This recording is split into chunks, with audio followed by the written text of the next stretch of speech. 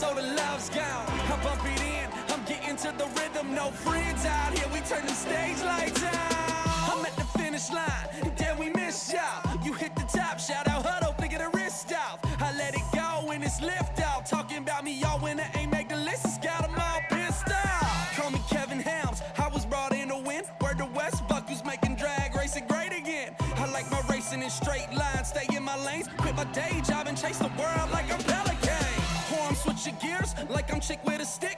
Or stand a man, their margaritas got you feeling it. I'm talking woosah, by you boys do it big. Crawfish and Wally, shout out to Craig Bourgeois. You wanna make it in a song and do the Justin Lamb. Win a bunch of races and you do it with the fam. You do the Kevin Brandon, lay the smack across the land. Then you do the L-Ride and you come out like the world champ.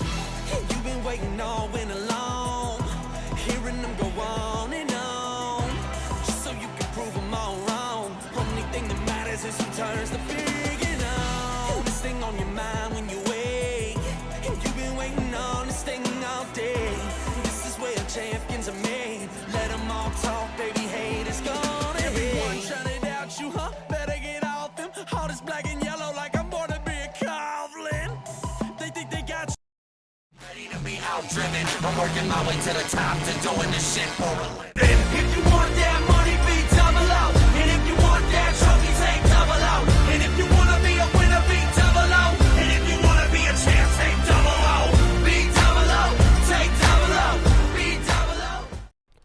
What's up, everybody? We are back at the BE00TAKE00 show. I am your co-host, PJ North, here with the golden one, Fluff, Shit.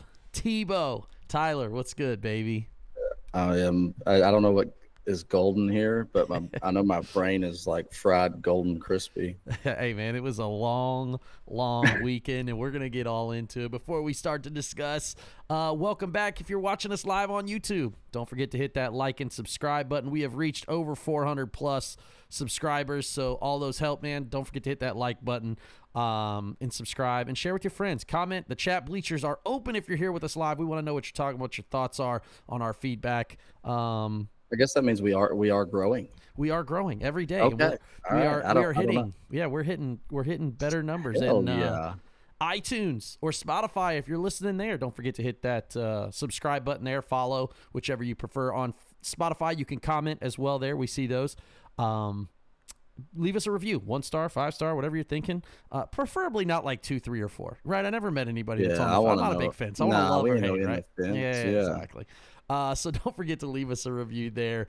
And you can follow us on all social medias at VPJ North and at Tyler3678 on the IG, Facebook, and then YouTube. Like I said, BE00TAKE00 show. We appreciate y'all. I'm okay with it too, because there's a reason.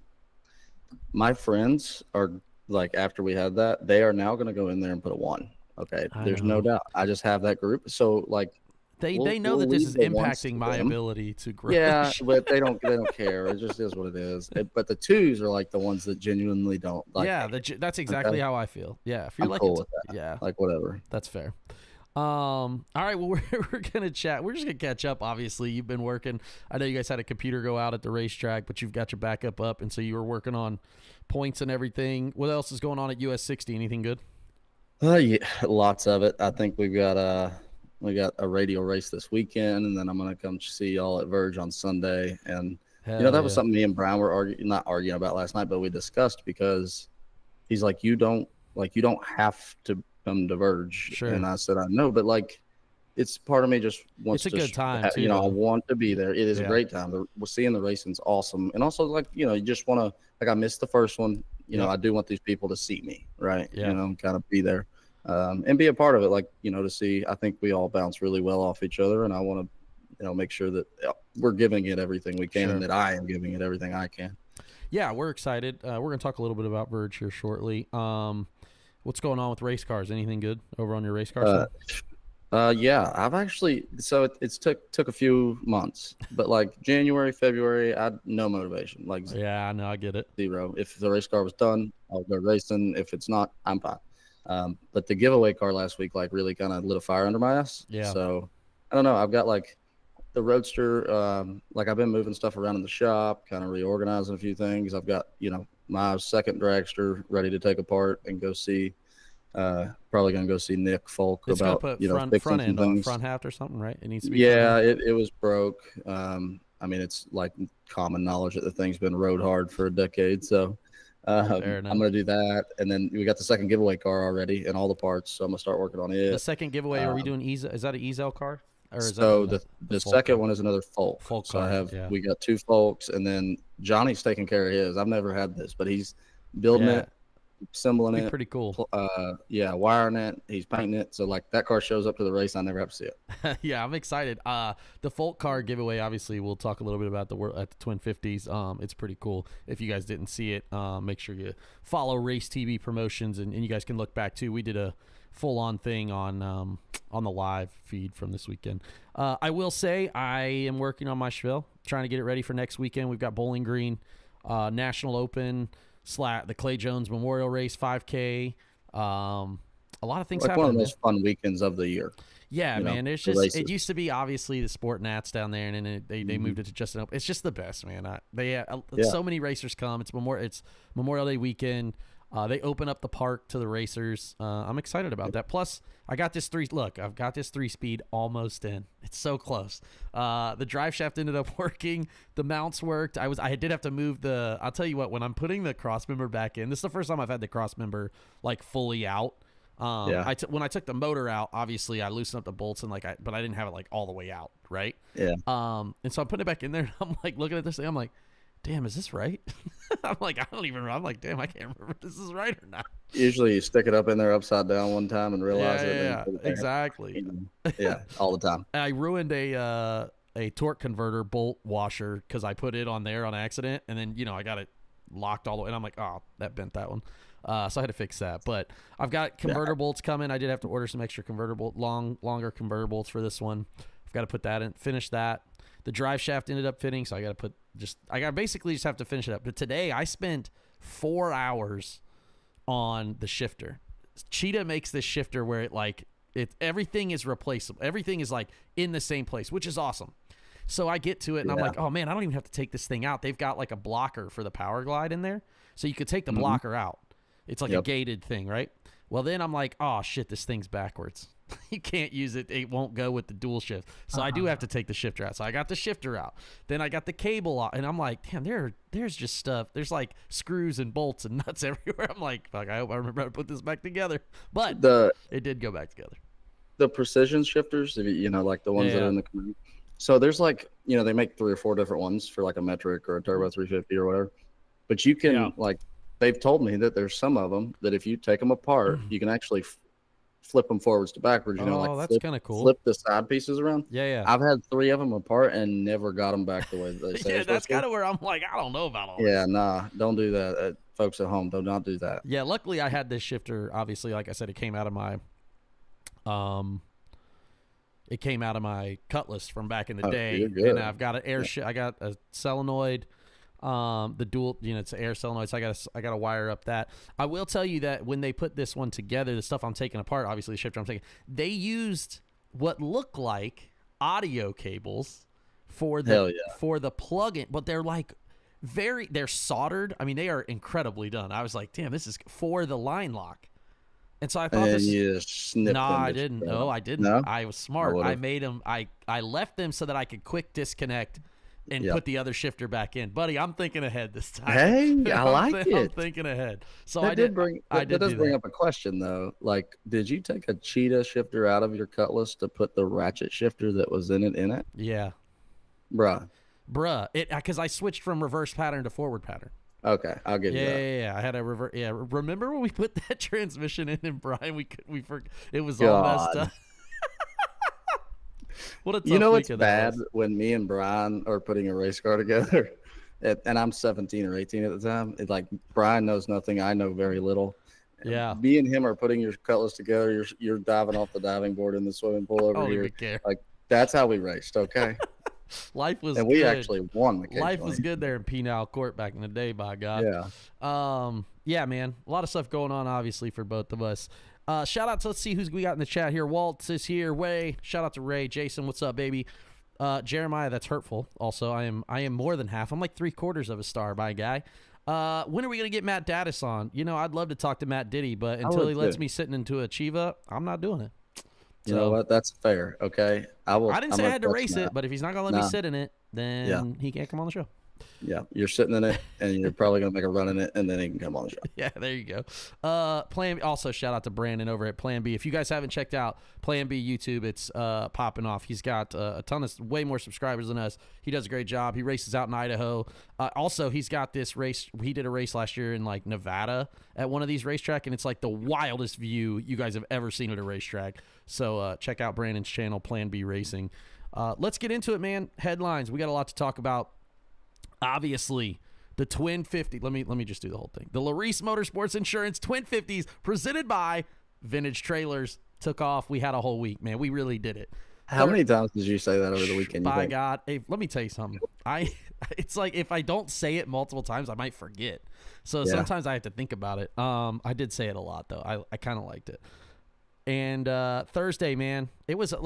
First off, it was a long weekend. It's only a 3-day race, and it felt like. Yeah, it did, but then like it still felt like it shouldn't have been. Like to me, like Saturday still felt like it shouldn't be over. Yeah.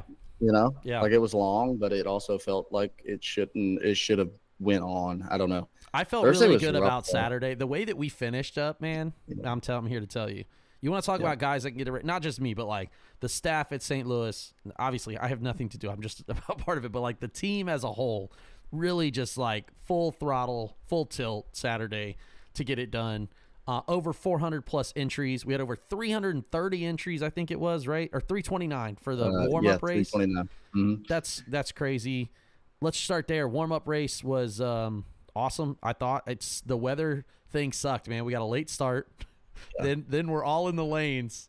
I lost it. And then the weather. I mean, you've never seen. I don't think I've seen a wilder thing. It's like raining, kind of, right? It's like raining. Yeah. So it's like you obviously don't want to go down the racetrack. That's not the problem. But then it like looks like it's coming right at you. Everyone's like, yo, it's raining here in the pits. We need to go back. And the dragsters are having a full come apart. And they're full of, the whole lanes are full. And it's like raining. And then we send them back, and then it just, the Red Sea split. It never, I was like, whoa, what? So this is what, like, it was the worst possible type of rain for a race day. But like, if you've got this shit that's like blue, greenish, you know, now like that's what we had earlier in the day. And I told when I kind of told my guys, I'm like, look, I'm not going to sit here and watch y'all wait on this sit here and wait on this. Like, let's either, you know, we know it's going to be on, off, on, off, on, off. Let's start getting prepared while it's raining. Yep. Let's get this racetrack as ready as we can with, you know, with the tools we have. Yeah. That way, if we do get a window, we can get on track. Yeah. You know, but if like you're going to wait for this to completely clear out. We're never going to get done. Get the track ready. We're never going to start. So just get over it. Like, it's be done. And then but what I think is when you have rain like that, like what we had when we sent the dragsters back, it was bad. Okay, that stuff. It's like it was like the crazy. I was like, okay, and then it starts. It's raining at that point, right? Well, everyone's trying to get out of the lanes. Everyone, and I'm like, me and Brian are like, hold up, y'all got to stop. Yeah. I'm going to tell you, if you're going to the right, we're going to all feel this is, you could tell these dragster guys. Let me just be real clear. You want to know why the freeway system is all messed up? Nobody can merge on and off. Brother, I saw it in drag. I was like, oh, y'all can't wait. Y'all aren't patient. Y'all are ready to just jump out there and hit each other. Got it. Brian did tell me it was funny, and I think Scott would appreciate it. Like, he told me about the little thing with Scott living. We're like, because Scott was parked right there. Like, I would have done the same thing. Exactly. Okay, it's like my house is this exit. I'm not going to go 2 exits down to get it. Right. I'm not going to wait on 100 people to make this exit. I'm going to pull in my driveway. And Brian like ran over in front of him and stopped him, and he was like, Scott was like pissed, but also knew like, yeah, you're right. Yeah. You know, because we were trying to get everybody out. Like, if everyone just like fell in like a, according order, I like had to stop a few people. I'm like, yo, stop pulling out of 5 and 6 into 7 and 8 with me. Y'all stay over there, brother. We got it. Just y'all wait. I'm gonna get everybody out. We're all gonna get equally wet, and it'll be even for everyone. Okay. Yeah, that was.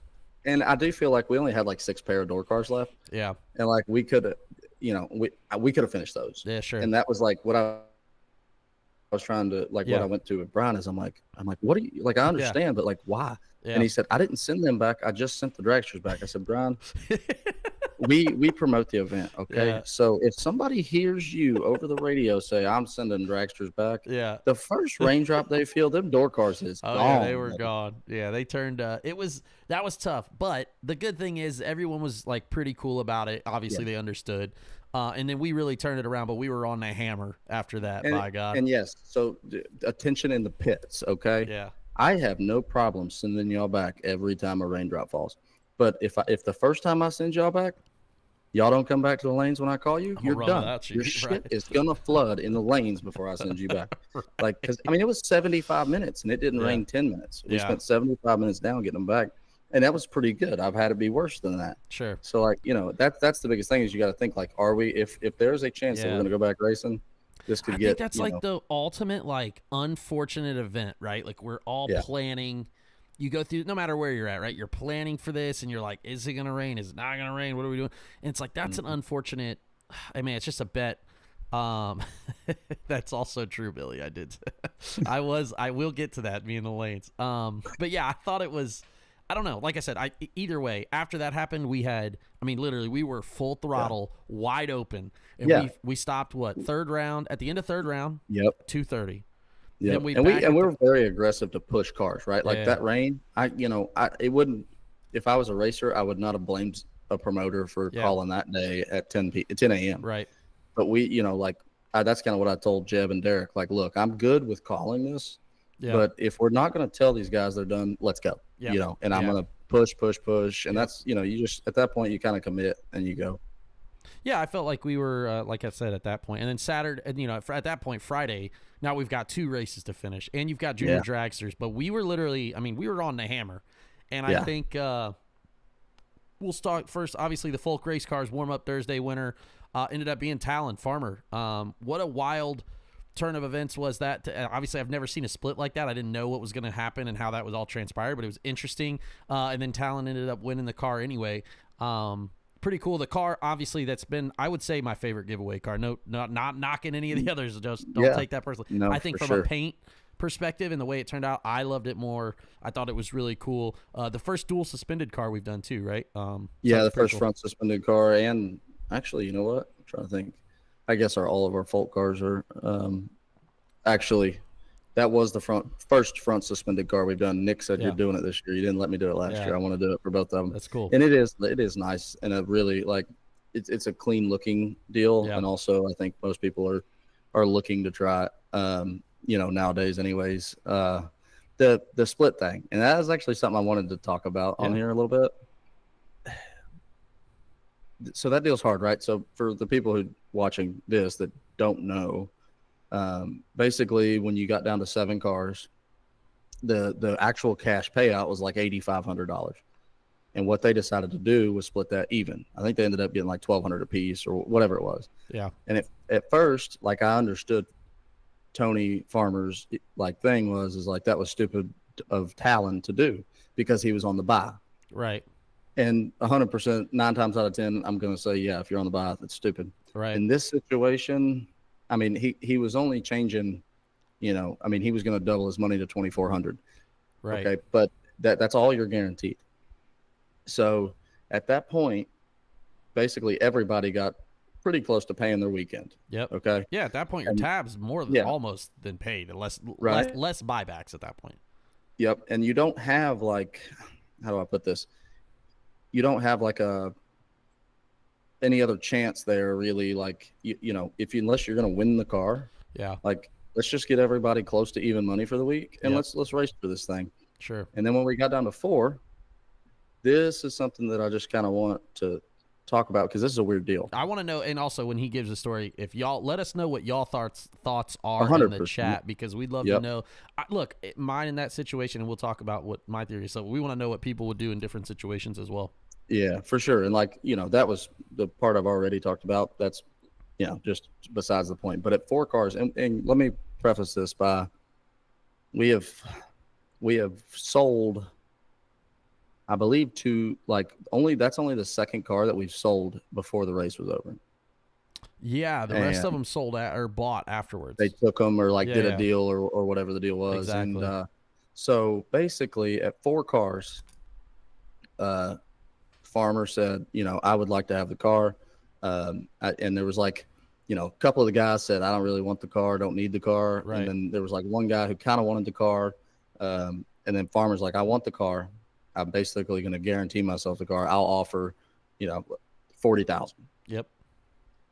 And, okay, so here is the part that needs to be, that now I know, and I kind of knew, I guess, but the car's off the table at that point. Okay. So like if Farmer buys it for 40,000 and, he's basically, we broke it up 20 to win, 10 to runner up, 5 to the semis.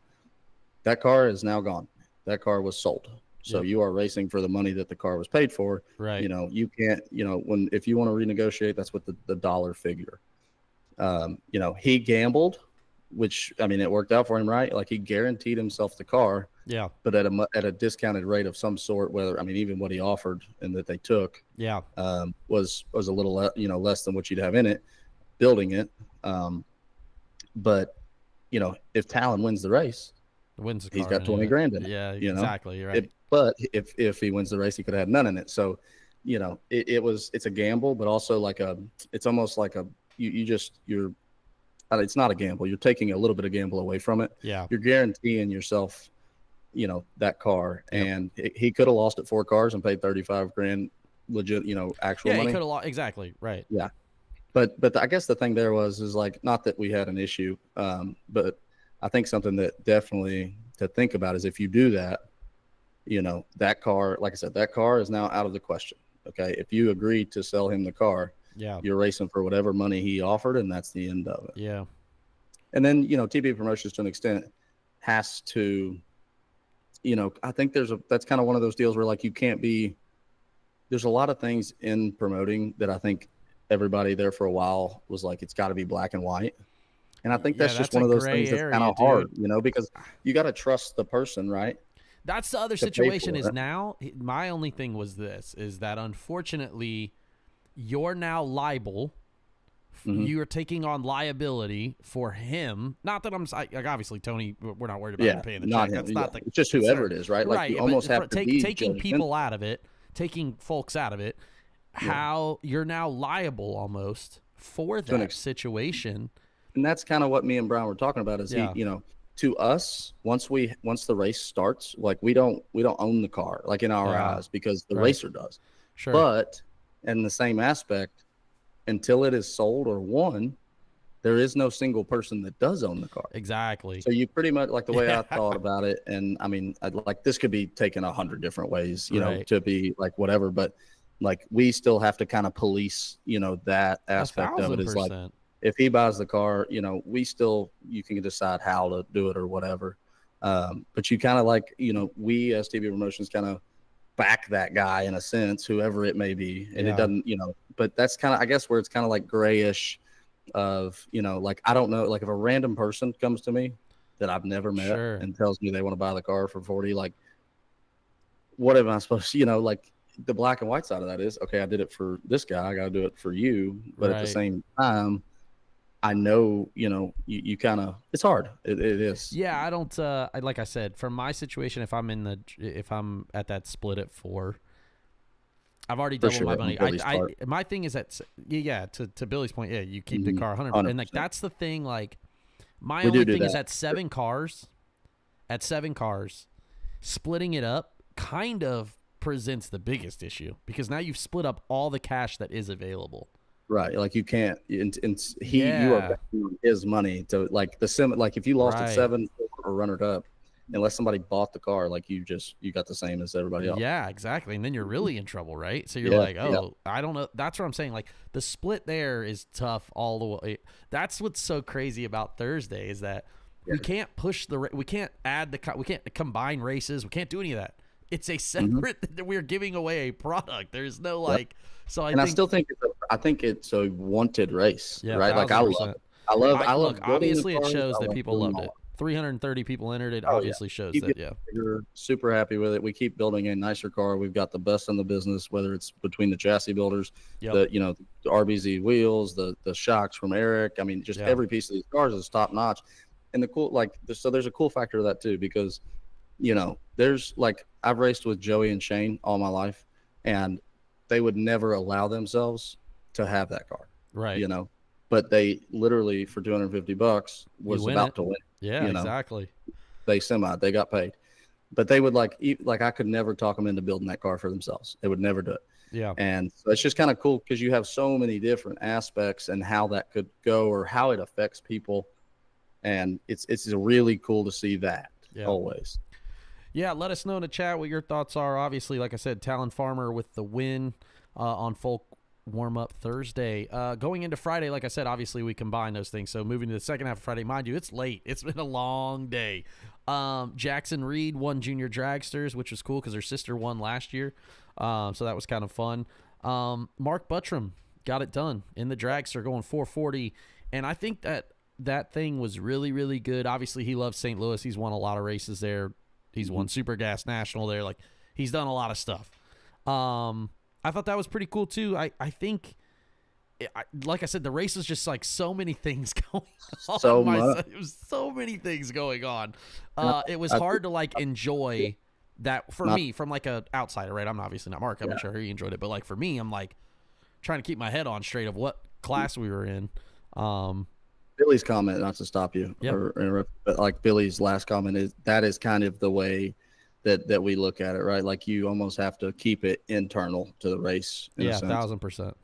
Yes, back to the dragster thing. Yeah, 100%. And that's where, like I said, we're interested to know. I'm trying to go back here to make sure I got all the winners in here. Let's see. Sean Langdon won. That was the second race. We'll go back to that. But Mark's sorry, go ahead. Mark too. You said he's had a lot of success at St. Louis, but him winning brought something to my attention. Is like, okay, so Mark Buttram has won a 50 grander at St. Louis. He's won a national event at St. Louis.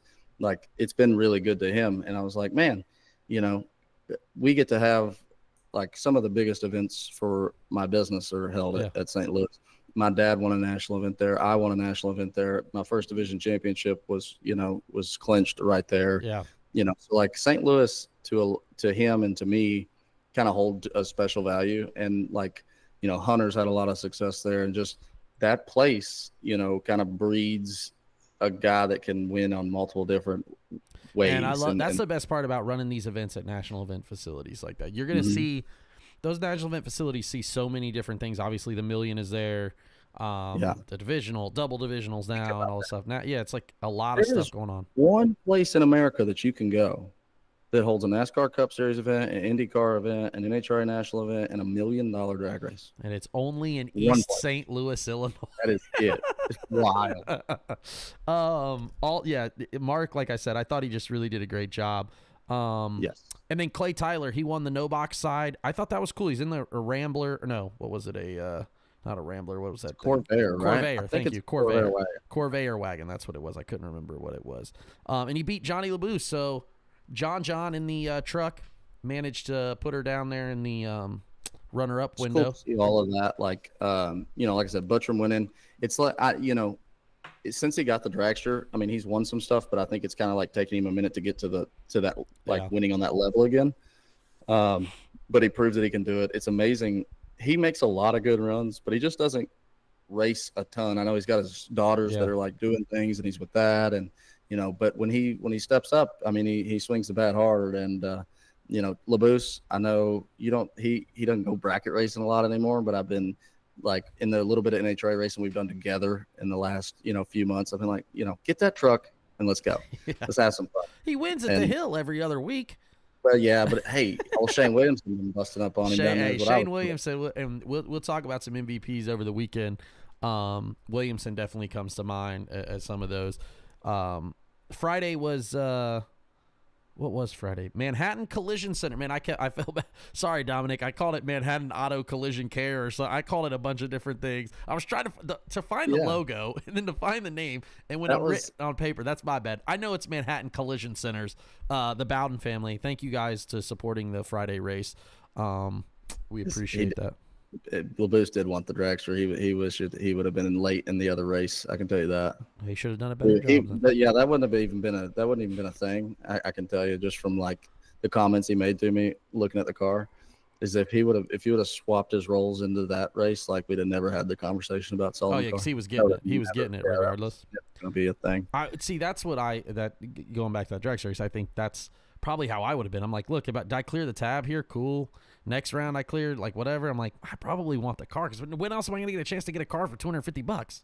Like, probably the way to go there. Like, I guess me is like, okay, splitting it even at 7 is out. But if I can make one more round, we'll split it even at 4. Everybody gets their weekend paid for, and let's win us a dragster. That's kind of where I'm at personally. If we're because then we're just racing for the car. Saturday, obviously Mosier Engineering Saturday, and Sean Langdon, our old Top Fuel 1000th winner. Sean Langdon came through, was swinging it, beat Caden Muth in the final 50K large. I don't know what the splits were down to. It's not. I didn't really talk about it much, but did they have a similar split between Friday's race and Saturday's race? Yeah, usually it's like is pretty much close. identical. And these were pretty close. They ended up around that half number for the winner. You get, if you can get half as the winner of like up to 50,000 is kind of how I look at it. 50 grand. Like what I say is whatever the number is to win the race, I want that much in the final. I don't care when you split. Sense. I don't care how you split, but I want, in a 25 grander, I want 25 grand in the final. 50s, like you get into that range where like you're leaving a lot up there. 1,000%. But they I think they did like 45 grand one night or 47, and then the next final to split it up 48.5 or something. So they did. I mean, they got really close. Pretty close. A lot there to your chunks from runner up to semis was a $12,000 or $13,000 chunk there. Yeah, I mean, pretty good lick, honestly. Troy Ross was our no box winner. Bad dude. Yeah, bad dude on the bottom. All in all, from a racing, we're going to talk about all the other stuff too, but from a racing perspective, I just thought it was really good overall. What a great way to kick off the year. Moving this race to this weekend was obviously last year was just miserable hot. We were all dying. This year was a big change of pace, and I really enjoyed it. From just a racing perspective, I thought there was a lot of good runs. Getting into some of the other stuff that was happening, Casey Ball, my guy, had he made the final, he made the final in no box again on Saturday, would have had to give it.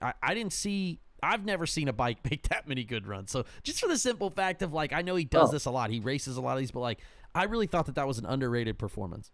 It was. And like you said, he kind of needed that one more, thing, because at the point of Caden had been deep. Now you put him in a $50,000 final. He made the ladder the other night. He was making runs. Yeah. Like Casey. I mean, we were announcing the re-entry round, and he, his opponent's 6 total next to him and loses. Yeah, L's. And he's hitting the bottom. Okay, he was truly hitting the bottom on a motorcycle and was making runs that are hard to beat, no matter what you're. Hard to make no matter what. That's what I'm saying. It's not even hard to beat, but it's I can't even make it in a car on 4 wheels. Right. Yeah. I thought that was really impressive. I know we got a lot of feedback about the production stuff. I know that I'm gonna. Did you get as much good feedback as I did? Like everything. Yeah, man. Just a lot of people reached out. I saw a lot of people comment. We do appreciate. I'm gonna pat myself on the back just for the simple fact of myself and Brian and you and all of us talked about this, and I've had ideas. Obviously, I watch a lot of sports broadcasting. I watch a lot of wrestling. I see different broadcasting things and all that stuff.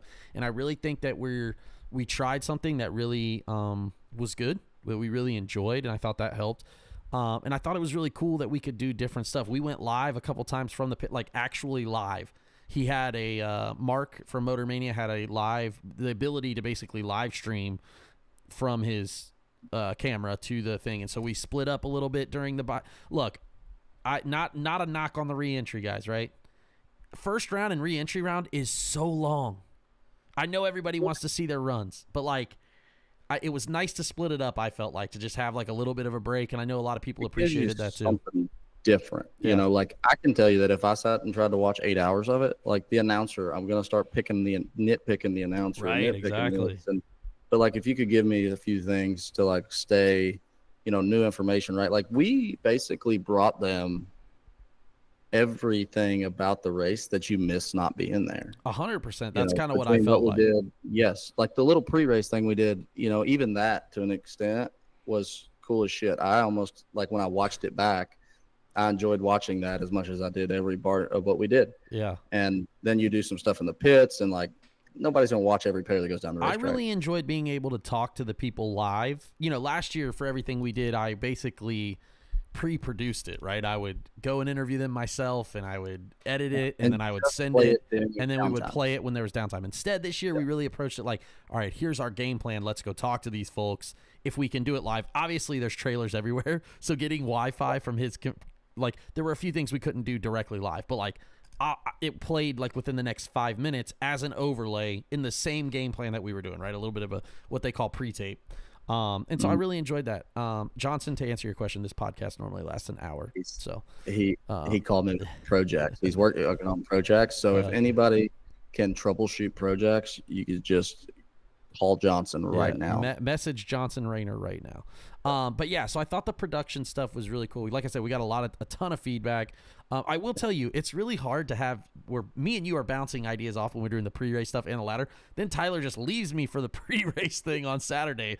I was like, I don't even know what I'm going to talk about now. I don't have but I enjoyed. You could have came to the back of the lanes. I guess that's what we should have done. We should have done the pre-race at the back of the lanes. But otherwise, like I said, okay, like 2:45, 3 in the morning, and then that last day. That's where like, and hey, I'm not mad at anybody, but like you got a couple that roll in 15, 20 minutes late. Well, the show's still going. Yeah. Okay?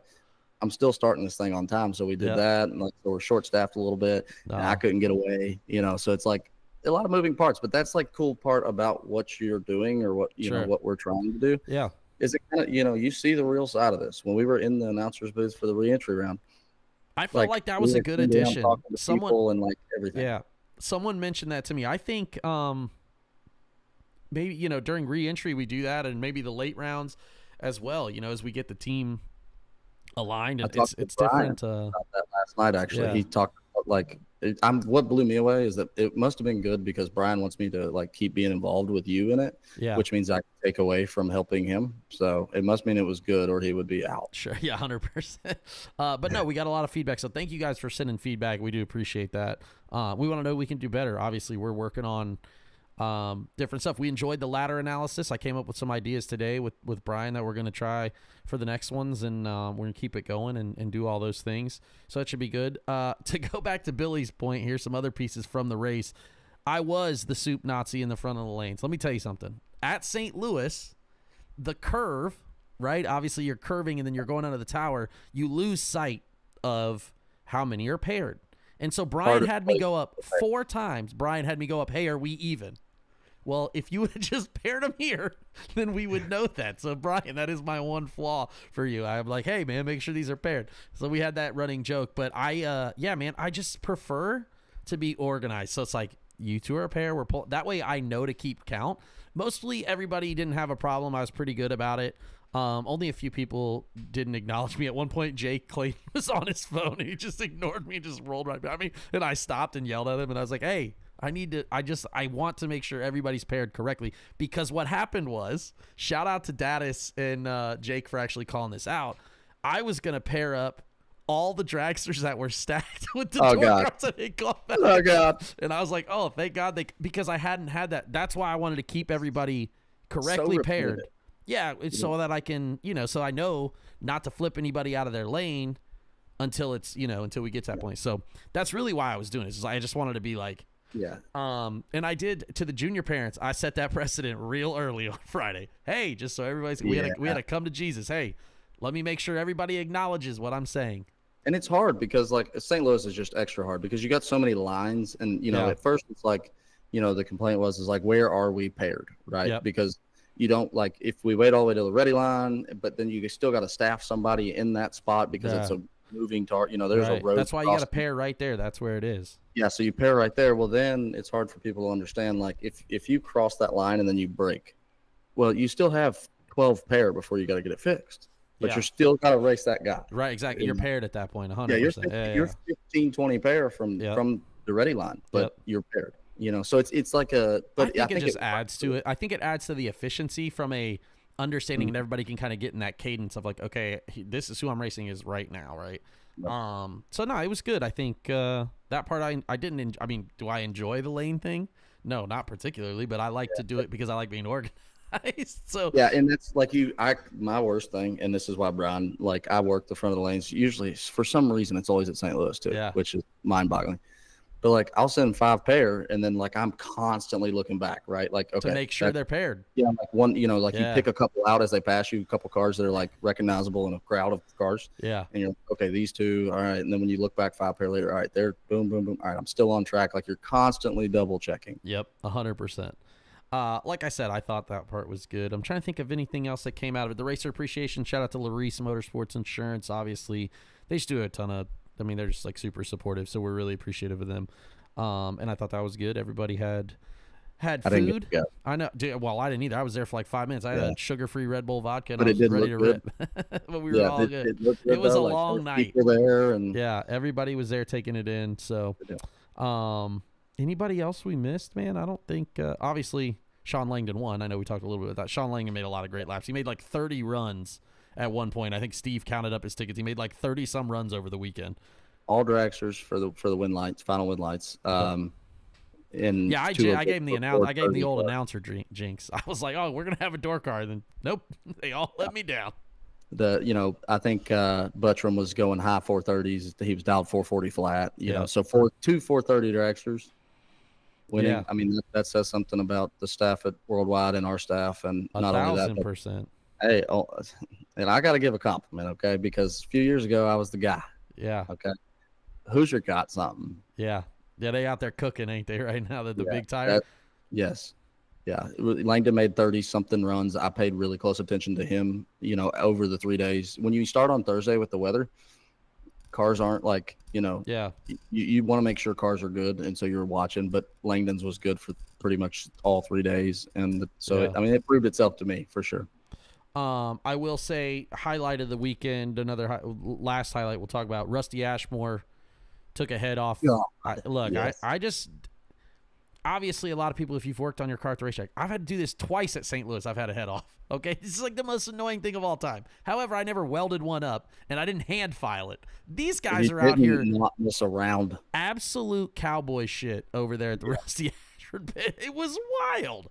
I was like, it's Rusty. Is it Ashford or Ash? It's Ashmore, right? Ashmore. Yep. Okay, he's in that Mississippi area. Him and Buddy For Real and all them boys. Yeah, man. And they had the whole camp over there. At one point, they're filling it up with water bottles to put water in it. I'm like, y'all couldn't find a gallon jug to put this in. What are we doing right now? Stop leaking that thing too, since we just welded this thing up. I know. It was incredible. So I thought that was really, really cool. And we got a chance to go down there and talk to him during the live feed, which I thought was really cool too.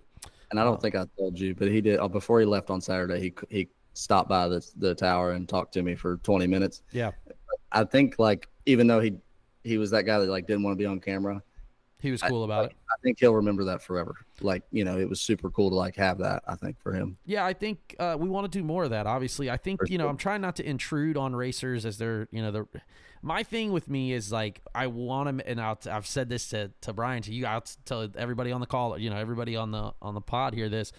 I want to make it as show worthy as possible, right? How do we make this as like high production as possible? So like, I need a little emotion. I need a little excitement. I'm not going to be in your face, right? We don't need to have people, wiping the camera out of the way, but the more that we can get down there, like, I know it's not good to lose, but like there's a chance that I might be down there at the finish line and talk to you after a loss or a win or whatever it may be. Like we want to add that kind of thing in too as well. There's a side of it. The way that I look at it is like somebody in my position or, Langdon or Hunter, like if you want your career, especially those guys, like those making a career of it, like if you want your career to work, you've got to take any kind of camera that you can get. Yeah, opportunity. Exceed with it. Yeah, opportunity. Yeah, I don't know. Otherwise, I thought that was cool, and I think we're going to do more of that, so I hope that racers do enjoy that. Like I said, let us know what your guys' thoughts are on the weekend, on the feed, if you watched it, what we could do better, all of that stuff. We appreciate it. Shout out to Todd Piper for joining us. Todd showed up there, and it was rough out there, St. Louis. And Joe Ballard, what's up, man? I can't wait to see Joe this weekend. Let's get into it. Next thing. Let's talk about Verge this weekend. We'll talk about Verge real quick. Verge Race 2, man. We're going to St. Louis for the first time. I'm excited about it. I'm just going to knock out. Let me maybe pull this up here. Talk a little bit about the points and the new structure. I think the new structure is awesome. I like the combined piece. I I think you're still getting 2 10Ks for the same price. We're only counting the points on the next day. I think that's a great opportunity. It's new for folks. So I think it's going to take a little bit of adjustment, but I do think that people are going to be there. I don't know, man. What are your thoughts on it? Have you heard any feedback from anybody so far? Yeah, I'm not getting the best feedback from like the racers but it's all like the feedback negatively is from Verge racers, you know, that have been running the series, and it's changed, you know. Sure. I will say that they really like pushed for the time run Sunday morning, which my whole reason for wanting that format change for the 1 points race was to get rid of that run. Yeah. And, you know, get the race done at an earlier time so that you can get out. And in my opinion, this is the style of racing or the style of event that you should be ready to go Sunday morning without a timer. Sure, yeah. And I think so that's kind of a tug of war with myself and figuring that out, because yes, I feel like the major benefit to the format is kind of lost with that, I guess. Yeah, I mean, it's interesting. Like I said, I think as we get more into it, I think we're going to take and continue to work on the series as a whole. I'm really excited. Like I said, I think this is one of the cooler things that I get to be a part of, is the Verge. So awesome. I have a lot of fun with it. Yeah, St. Louis this weekend. Just top 5 here. Richard Taylor, Logan Jameson, James Brown, Bug McCarty, and Tyler Smith are our Outlaw Trailers 450 dragster top 5 in points. I'm excited to see. Obviously, shout out to Dustin Martin and the whole crew at Outlaw Trailers. They're really great too. On the 470 side, Anthony Jones, who I called, I think, Andrew or something all weekend, right? He's the one I called the wrong name. Anthony Jones, Chris Smith, Brian Farrar, Larry Martin, and Mark Bowman. They're our top 5 in the door car side. And shout out to Mark Bowman, got it done this weekend. I've now changed. We've changed Eric Ellsworth's name now. He's just Tuner on the window. So we're changing his nameplate on his window to just Tuner. So hopefully that pans out for him this weekend. Hopefully he'll be there hanging out with us.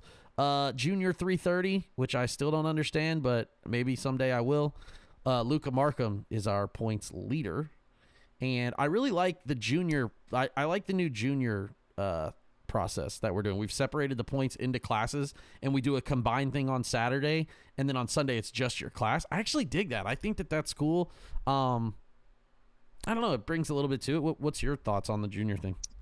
Well, I like it. Now, this is coming from somebody that hasn't, like, I have yet to get to an event to see it, but I do think it will help a lot with, like, it makes it the whole program a little easier to understand, I think. Yeah. And it gives you, like, it obviously opens the opportunity for your winners, you know, your younger kids to actually, that deserve, you know, that make winning races, you know, winnable laps and stuff like that. I think it's a good change. I'm excited to get to an event. Like that's the main reason that I want to be there. You'll be at the points race on the Sunday. Yeah, for sure. Yeah, it's cool. I enjoy it that way too. So 790 points leaders Josh McDaniel, and 890 it is Jason Johnson Jr. Case and Martin's in second. I know Case and they're making a ton of laps.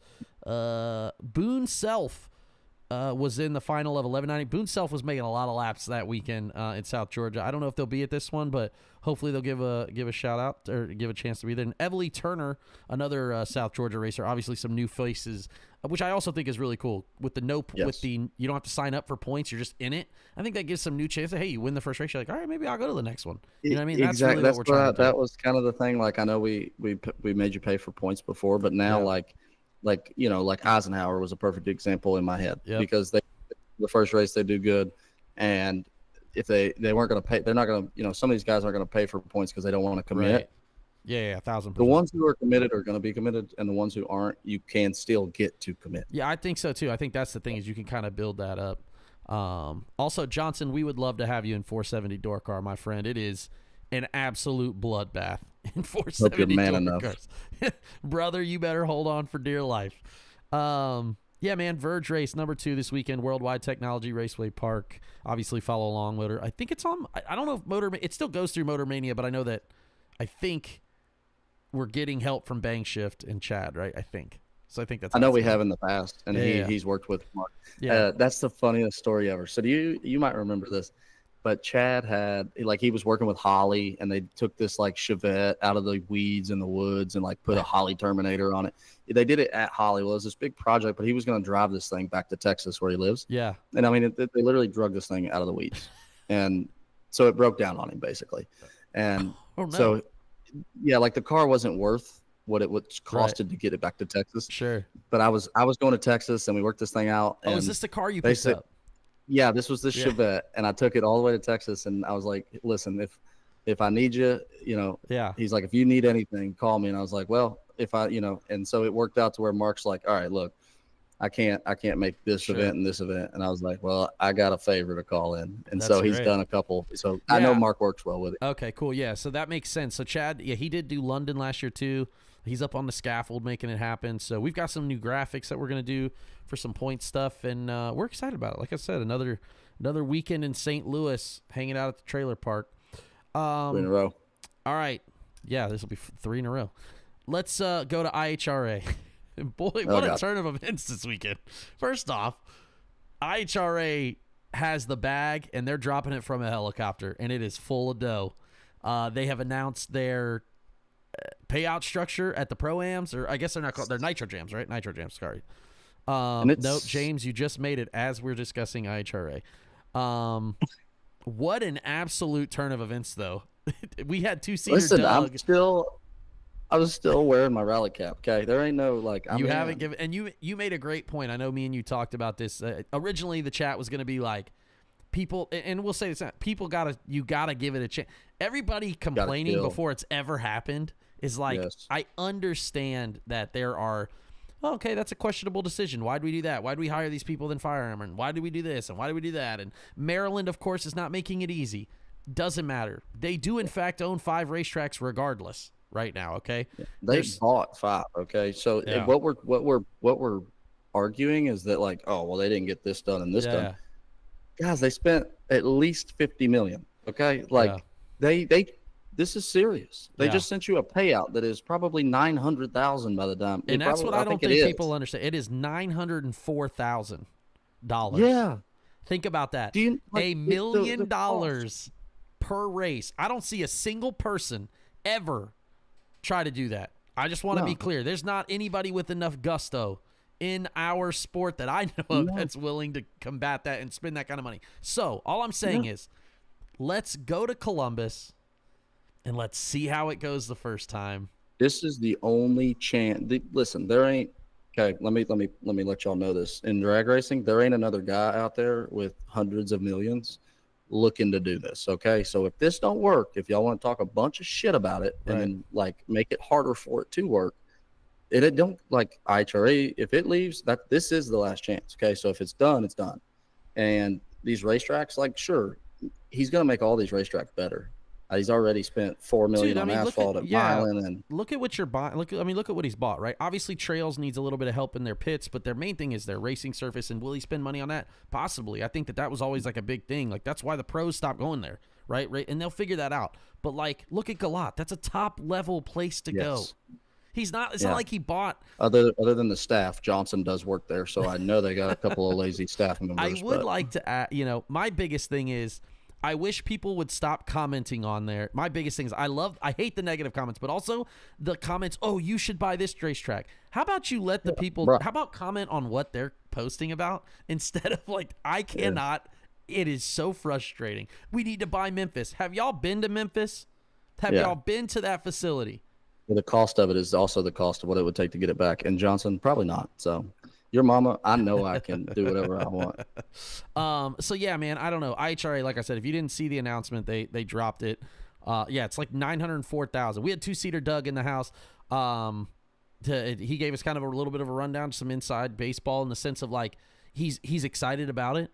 So yeah, we'll everybody there, like it's like he called me today, right? And we were just kind of BSing, but also, this is the cool part that I think about with this.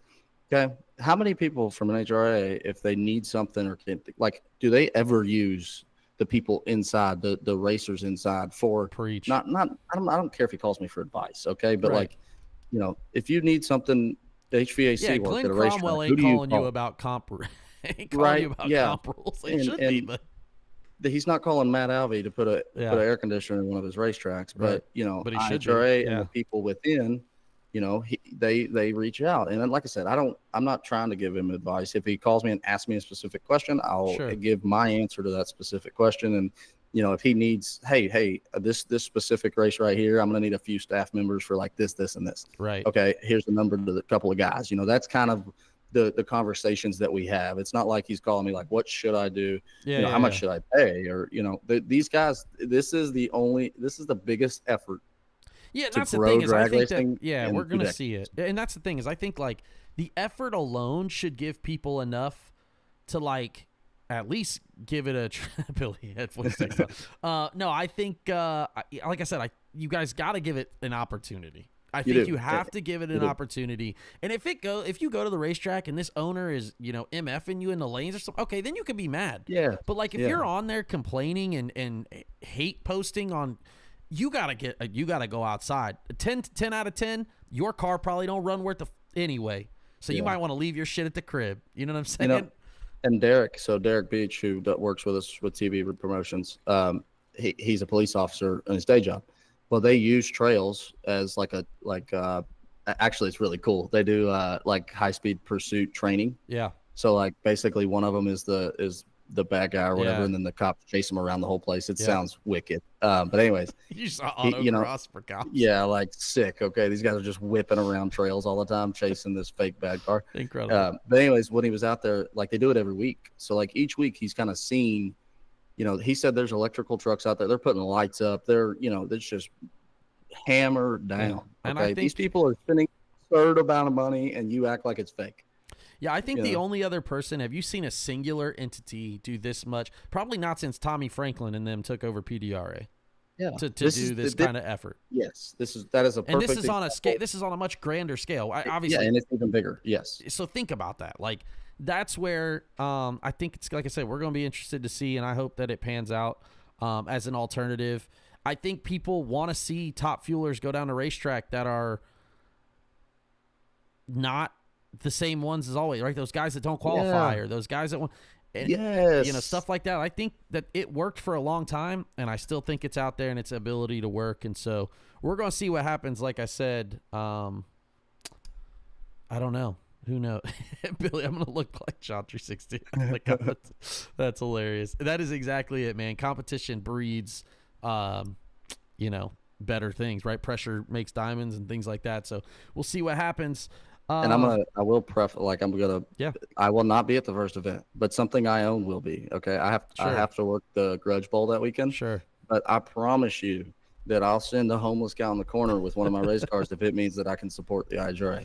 I'll just get that out. Like I said, right. I think it's a good opportunity. So if you're hate commenting on IHRA posts, chances are this podcast ain't for you. Yeah. I'm gonna be 100 with you, my guy. Yeah. I ain't saying that it's gonna be like the first event. I ain't saying that it's gonna be like A+, everything's gonna be figured out, like they've been doing it for 20 years, but they haven't. They're starting a fucking $100 million operation, and they're gonna start it that week. Okay. Yep. It's not gonna be perfect. And it's $1 million payout right off the rip. So let's see what happens. All right, last headline. This is a big one. The $1 Million Race has announced the $1 Million Race of Champions. Obviously, fucking cool. More details to come. I did see that they kept posting that more details to come. That's pretty badass, huh? Dog, it is unreal. Well, first I'm seeing Brian's comments in here. I think the way that I understand it, I can't believe he can just call me after this and we can talk through this, but he doesn't want to know. He hangs up on me. Anyways, I think when they can run quarter mile, they're going to run quarter mile. Yeah. But, it just kind of track specific, which is the way IHRA was in the 90s too. So I don't think that's any change there. But anyways, yes, this is unreal cool. Yeah. Okay. And I mean, I'm sure there's a few guys in there that aren't even alive anymore. Sure. But like Johnny LaBouse Sr., and won in 2003. Guarantee you he's there. Yep. Okay. You got Gary and Troy. I mean, it's not TJ just the names, Tracy. but I mean, there's a list of names, and I'm gonna pull it up here while you talk about it. Sorry. Go ahead. Dad said he's taking the Aspen to the IHRA race. I love it. Sorry, go ahead. You're back on the. You can keep actually, going. Sorry. Johnson. Yes. Okay. You want to talk about one of those weeks that you can do something or be up here? Get your ass up here. and that's done. That's taken care of. All right, I'm sending Johnson to the IHRA race. There it is. Johnson's entered. Taken care of. But I looked at it too, and the one that burns me is Adam Russell, who won the race in 2021. I should have beat him that race. I've never felt more confident in winning the million than I did right there in that situation. What round was that? It was fifth. It was like the start of it was a $6 million race day stretch that I'm still on, that I lost the round before the split. But that one hurts worse than all the other ones. I just one of those deals where like he finally missed the tree a little bit and I did not, but screwed up the finish line. Should have won the race probably. That's a wild I thinking about those lists, and that's a crazy thing to think about too, because like you're talking about the hit down, all of these guys pretty much still race. I think for the most part, right? We've got TJ Tracy, George Tomasi. He's the only name I don't really see anymore. T-Rock, Sherman Adcock, Stephen Hughes, Ed Richardson, Joel Reynolds, don't know him, Johnny LeBoux Sr., G-Dub 2 times, Jeff Rux, Greg Sesty, another Greg Sesty's in St. Louis too. He was there crushing it. Dave Triplett, Ron Lane, Larry Strickland, Shane Carr, Ray, Kenny Underwood 2 times, Rodney Fagan, Nathan Martin, Jeff Verdi, Johnny Bracket Racer, Dave Triplett, KB, Adam Russell, Tucker Cancelar, Donnie Hagar, Bart Nelson. Shoo. I mean, those are just names like if that's just talking about a ladder round sometimes. I was like, that's a ladder round. I don't know. I didn't read the details, and I saw they had more to come or whatever. Obviously, more information to come. You think they give the 2-time winners 2 entries? I do think that they probably wouldn't have said more details to come if they weren't. They're probably just trying to figure out how that's going to work. Yeah. Okay. I also think it should be probably 30, 96 to 24 is what is that? 24? What year is this for the million? That's 28. 29. That's 28. That's 28 winners total. So you've got like 2-3 guys doubled, and you have 3 people doubled. G-Dub, Dave Triplett, Kenny Underwood. So that's 25. So that's 25 singles, 3 doubles. Do you notice the guys who have won the million twice? First off, Dave Triplett's been in 3 or 4 finals. Yeah. But do you like? It's just like to me the U.S. Nationals. Okay, my dad. You've got guys that won 100 national events, 50 national events. But like my dad has won 2. One of them being Indy. Yeah. Like the U.S. Nationals in the million. Do you think that it just takes a different kind of person? But then when you see like this is a race that you think of winning one time, but then you've started to see, like Triplett and Kenny and, Gary did it before everybody. But those guys have started to win again. I just wonder if like you'll always see new $1 million winners, but in a sense, is there still going to be like the same guys who do it multiple times because they're just different in those situations? Yeah, that's a great question. I don't know. That's a why, because I think the million is so hard to win now.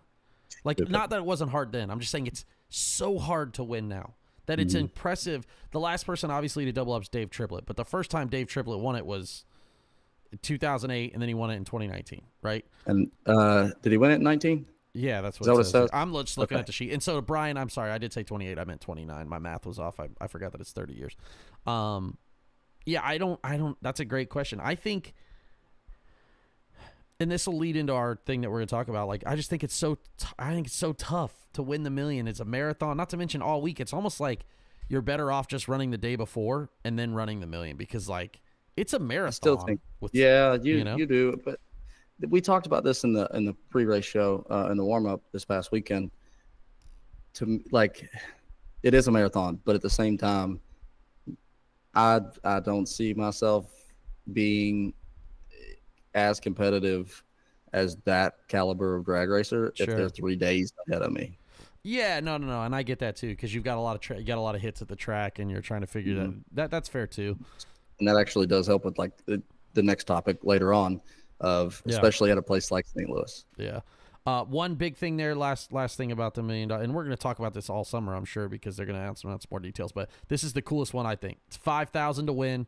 It's free to win. It's free to enter. Obviously, they're not. This is just on top, and the winner gets a gold card for 5 years. Oh, dude! So you're basically getting $15K. Yeah, you're basically getting $15K to win the race. I think that's pretty cool. I love the gold card aspect. They should make it no split though. They should be like, you can't split any of this. It should just be, this is what it is, right? I mean, you know what I'm saying? It's like, it's a free race. You're showing up, like, let's just split it up across everything. Because none of this is going to pay a single person on this. Even if you win, you're not paying your tab for the weekend. Even if you win, you win the race. You're not. Right? None of these guys. This doesn't pay a single one of their tabs. Brian's paid my tab at the last 2 minutes because I didn't have no money, so he can tell you what it costs. I'm just saying. I mean, simple math will tell you they're all gonna be doubled in the million. Every single one of these guys. That's $4K. Yeah. It's $6,000 to pull in the gate double. Exactly. Period. So that's what I'm saying. You're not even gonna have enough money to cover your tab. So let's no split it. Let's run it. That's my suggestion, Jenny. I do like that. Yeah. All right. Well, like I said, more information to come. I'll be excited to talk about that throughout the year. We should do a pick 'em for that when it comes down. 100% going to do a pick 'em for sure. We'll do a pool of our own. No Calcuttas like these other people taking money off the top. We'll do one for the pod. All right. Last thing before we get into our main topic, combo of the week. What do you got for me? C Super Modified. It's like one of the coolest cars, I guess. But the one that comes to mind, it's basic. You're usually looking at like a 320 or 30-inch motor, I think, with a 5-speed. John Coughlin had one that went to Chuck Hobbiel. Dave Dupps, so the Cobalt the blue that Hobbiel drove. Yeah. Yep. Okay. Yep. And then it went to Dupps, and it's actually the one that Kaminsky's got now. Oh, okay, but cool. I know Hobbiel at one time might have went like 809 in it, but Man, it's a Cobalt. You can put it in anything. Yeah. Yeah, like third gen. It could be a third gen Camaro. It could be with the third pedal Cobalt. though. You love that. Yeah, with a 5-speed, and it's just kind of your traditional. Like it's the most understandable. I would think, like any of the super mods, but this one specifically has always kind of stood out because of this car to me. And Jeff Taylor always did the motor in it, and it was just badass. Turning 10.5, 11,000. Yeah, man, Hobbiel was really blowing and going back in the day in comp. He was doing it. Oh. Yep. Combo of the week. You love to see it. All right, last topic here. We're going to chat about this. Shout out to Logan Stab because he posted about this. Basically, I took it and said, quarter mile versus eighth mile. Is drag racing too close right now? I think that was a big comment across, Ryan Herron posted that, commented on it, and Brad and folks. Is bracket racing, I should say, too close right now? Have we made it where it's like, and I saw Logan Back, I'll just give a few stats and then we'll discuss. Logan Back posted that the most common package that he saw in all of the runs that were entered in his app, Go Dead On, 20 pack was like the most common. That's like of all, and I think it was like 50,000 plus runs or something like that. So what I would like to know, and this is something I'm actually going to ask him because Brian called me before we started this show, and I was talking to him about it because Brian's got to when we're talking about this topic, he's like, "How are you going to put this right? Are you going to make us look stupid?" But no. So what I want to break it down track by track. Sure. Tell me how good the packages are at Killcare. Tell me how good the packages are at London. Tell me how good the packages are. I want to see it track to track. Because, first off, yes, 8th mile bracket racing is stupid. It has gotten way too It's really stupid. close. Yeah. Quarter mile, yes, that would exponentially help out. Sure. Putting the driver back in the seat of the race car. Yeah.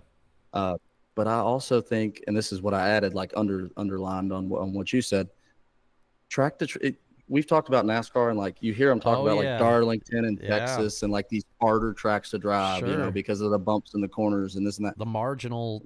We not necessarily have that. Yeah, exactly. Okay. Where the tree's located, how far away from the tree are you? How high is the tree? What blinders do they have on the tree? The track surface. Okay. St. Louis has joints in it, 99% of tracks, but they also have a joint that goes down the racetrack. So you can stage across it or on it, and that matters. All of these factors to me change that. Okay. Killcare is if you listen to runs at Killcare, I guarantee you that if you look at Logan's data, the average run at Killcare is better than it is at say, Bowling Green or Indy or, a lot of these tracks. And it's because the tree is in your face. It is lower to the ground. Yep. It's got everything you could possibly have. And the track is based, the way that they poured it is there's no joints in it for so far, I think. Yeah. And there's just a lot of things to each track that I think factors in more than people give it credit for. That doesn't mean that it's there's nothing wrong with it. Yep. Okay. There's nothing wrong with the timing systems. There's nothing wrong with the surface. It's just some of these maybe these older surfaces that have been raced on for 30 years and kind of got, Sure. a little more holes in them. And like I said, I think the tree location and like your tree settings because they're never the same anywhere. Difference. Correct. Like St. Louis, I think the reason that it's so hard to hit the tree at St. Louis, I don't say it's so hard, but you don't see the guys putting together 7 or better for 3 days like you do at a Killcare or a Holly Springs or a Martin. Yep. Places where the tree is closer to you. It's lower down. This thing is up in the sky. It's away from you. Yep. It's the speed of it is like, which you can always adjust that, but like I think promoters just use the same settings everywhere they go, depending. Like we have settings for AccuTime that we use, and we have settings for CompuLink that we use no matter where we're at. And I think that's pretty common for most promoters. But anyways, I think like all of that factors into it. Just like, Denny Hamlin talking about there's a bump coming out of 4 at Texas. Yeah. Oh, right. That throws people loose. Yeah. Yeah. Before I give my feedback, this episode, we're excited to bring you, man. We depend on Fuel Factory as racers. And thanks to Fuel Factory, we are giving 20% off all merch using code Bohannon20 at checkout. Visit fuelfactoryusa.com today for all your merch needs. Pretty exciting to be able to do this. And I think this plays into it. The reason I brought it up there is I think the technology, including fuel, you're seeing like those like less and less variables definitely play into it. Weather at those, you don't see a lot of weather swing. I thought we saw like big weather swing at St. Louis. Right, like me and you have raced like Brian talked about. We've raced at Ohio Valley. Okay, the Ohio River's right on. It changes every 20 minutes. Right, exactly. The Mississippi River is like you can look at it from the staging lanes at St. Louis. I'd be interested to see that from track to track, like you said. I think the big thing for me, I obviously love quarter mile racing. I like running super stock, but I don't. To me, I surprisingly don't know if my packages are any better in 8th mile as they are in the quarter mile, just because I'm not very good. But I do think it would be interesting to have a big money bracket race quarter mile and then do some law of averages. 100%, and see what that. But I would do them. I think the bet, like the only way to compare those is to do them both at the same facility. 1,000%. Yeah. So we're gonna have the first race is gonna be 8th mile. The second race is going to be quarter mile or vice versa, right? That would be a fun way to do it. Mix it up. Todd Piper, his comment right here. I can't believe how the groove in the left lane always ends up centered right there. Yeah. So this is something I've learned actually racing there. I didn't really learn it promoting there. Sure. It was those. So the left lane has a joint cut in it, basically in the left groove. Sure. And like okay. Some faster cars, like I've noticed in my dragster, if I don't, you can stage 2 inches this way or 2 inches this way, and you might feel it suck you over a little bit. Not like you got to crank it like this or anything, but it's just something you feel in your ass when you're making a run. That's part of one of those things. That it's not the only track, but it's the one that we're speaking on. Using that one specifically, 100%. Yeah.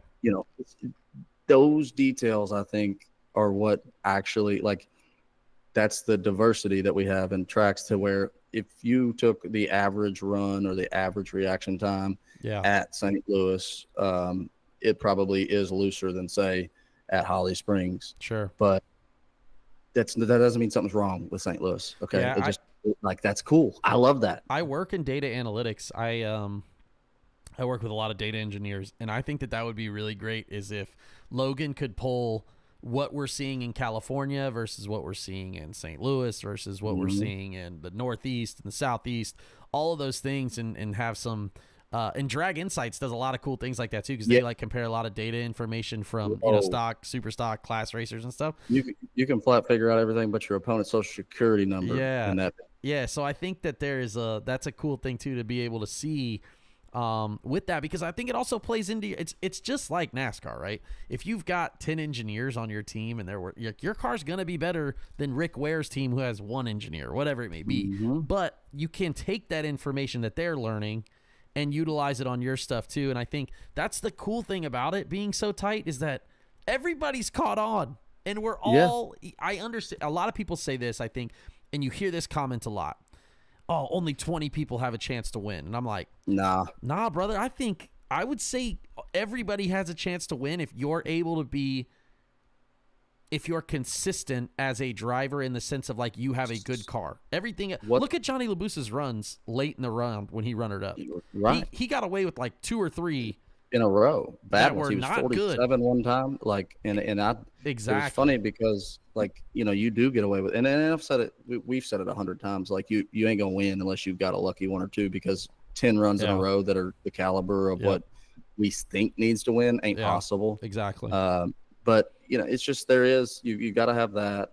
And I think too, like, and what those 20 guys that you think can win, those 20 guys know they're not the only ones that can win, but they've seen what I see, what I'm telling you right now, like Jason Grimes, Valley in the left lane. If you go to Ohio Valley and you go to the left lane and you stage up in the groove, your shit's going to go right. Not like hard right, but it's going to fall to the center line.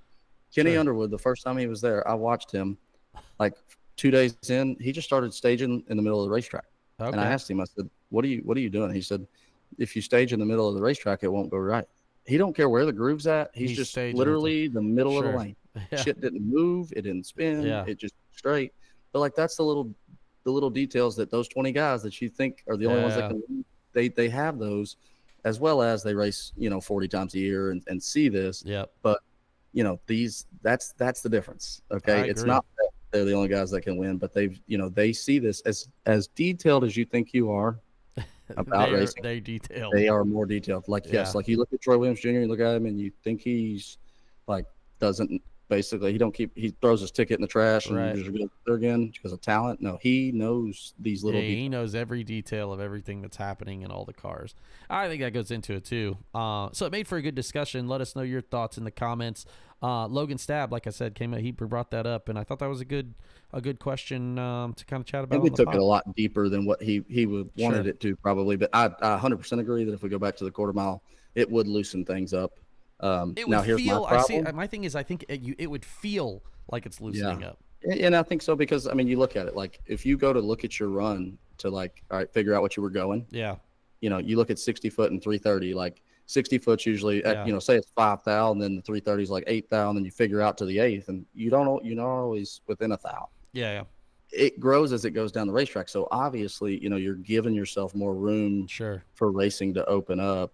My biggest concern with that is just like St. Louis. Like, I know a group of racers that race all year and complain that it's too tight, and then you take them to a St. Louis or an Indy or wherever it may be, kind of has these factors that we're talking about where it makes it harder to hit the tree or something.